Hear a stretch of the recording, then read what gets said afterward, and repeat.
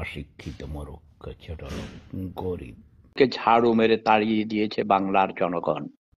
তুমি তাদের পক্ষে ওকালতি করছো, ওকালতি তো সুন্দর ভাষায়, কিন্তু তুমি দালালি করছো ওদেরকে।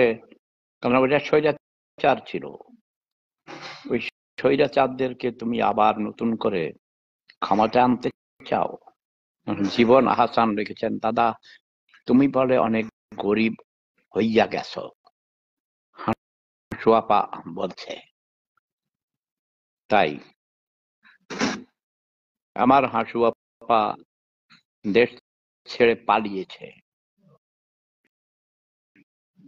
সে বলেছে শেখের বেটি পালায় না, মুখে যাহা বলে তাহা কি করতে পেরেছে।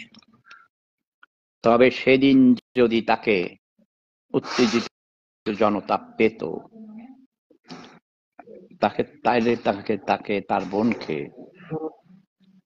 শকুনের মতো ঠুকরিয়ে ঠুকরিয়ে খেত।